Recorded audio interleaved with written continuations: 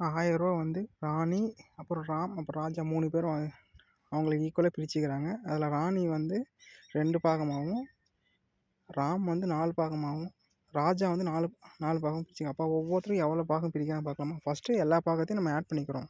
So 2 + 4 + 4னா 10.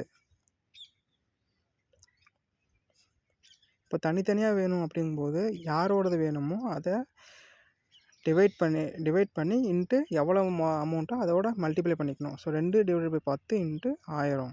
இப்போ நம்ம ராணி தான் எடுத்திருக்கோம். அவங்களோட பாகம் எவ்வளோதுன்னா 2. ஸோ இந்த 10 நம்ம 1000 டிவைட் பண்ணால் நம்மளுக்கு 100 கிடைக்கும். அப்போ ராணியோட ஷேர் வந்து ரூ. 200. அடுத்து ராமோட பாகத்தில் 4/10.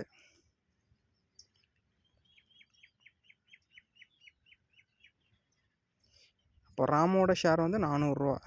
இப்போ ராஜாவும் அப்போ ரூ. 400 தான் இருக்கும். ஏன்னா அவரும் 4 பாகம் தான் இருக்குது. ஸோ ஒரு அமௌண்ட்டு கொடுத்துட்டு ரேஷியோ மாதிரி இந்த மாதிரி 3 இதாக கொடுத்துருந்தாங்கன்னா அந்த 3ஐயும் ஆட் பண்ணிக்கிட்டு ஒவ்வொருத்தர் தான் கண்டுபிடிக்கும்போது அதை யாரோட கண்டுபிடிக்கணுமோ அவங்கள வந்து டிவைட் பண்ணி கொடுத்த அமௌண்ட்டோட நம்ம மல்டிபிள் பண்ணால் நமக்கு இந்த ஆன்சர் கிடச்சிரும். ஸோ நம்ம 3 பேர் தான் கேட்குறனால நம்ம 3 பேரும் தனித்தனியாக கண்டுபிடிச்சிருக்கோம்.